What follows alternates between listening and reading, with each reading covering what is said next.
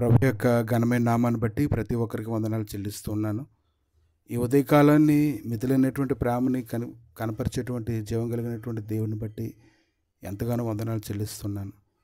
ఆయన ప్రేమ ఎంతో బలమైనది. ఆయన ప్రేమని ఎవరైతే జ్ఞాపకం చేసుకుంటారో, ఎవరైతే ఆయన ప్రేమను పొందుకుంటారో వారు ధన్యులని చెప్పాలి. యెషయా గ్రంథం 60వ అధ్యాయం 9వ వచనం నుంచి కొన్ని వచనాలు చూసినప్పుడు, నీ దేవుడిని యెహోవా నామమును బట్టి ఆయనను శృంగారించినందున ఇశ్రాయేలు పరిశుద్ధ దేవుని నామమును బట్టి దూరం నుండి నీ కుమారులను తమ వెండి బంగారులను తీసుకుని వచ్చుటకు ద్వీపములు నా కొరకు కనిపెట్టుచున్నవి.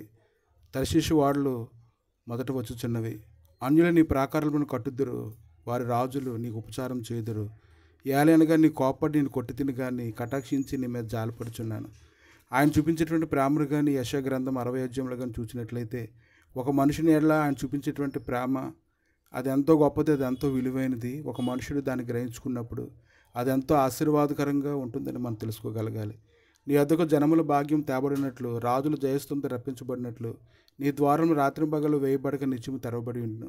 నిన్ను సేవింపులను జనమైనను రాజ్యమైన నిలవద్దు, అట్టి జనములు నిర్మూలన చేయబడును. నా పరిశుద్ధాలపు అలంకారం నిమిత్తము లెబానోను శ్రేష్టమైన దేవదార వృక్షములను సరళ వృక్షములను గొంజు చెట్టును నీ వద్దకు తేబడును. నేను నా పాదస్థలమును మయంపరచదను. నేను బాధించిన వారి సంతానపు వారు నీ ఎదుటికి వచ్చి సాగిలపడెదరు. నేను తృణీకరించి వారు అందరూ వచ్చి నీ పాదముల మీద పడెదరు. యెహోవా పట్టణమనియు ఇశ్రాయేలు పరిశుద్ధ దేవుని సీయోను నీకు పేరు పెట్టబడును.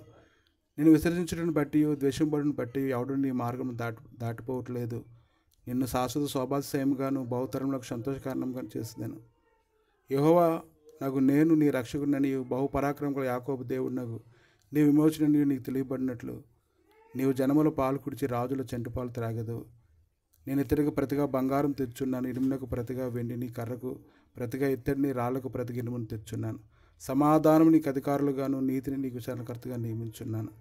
ఈ యొక్క లేఖనాలన్నింటినీ జ్ఞాపకం చేసుకున్నప్పుడు ఆయన చూపించినటువంటి ప్రేమని ఎవరైతే ఎరుగుతారో వారు ఖచ్చితంగా సమాధానం పొందుతారు. ఆయన సమాధానాన్ని బట్టి వారు వర్ధిల్లుతారు.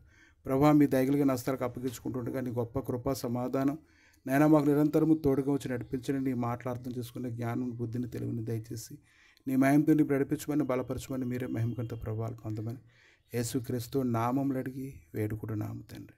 ఆమేన్.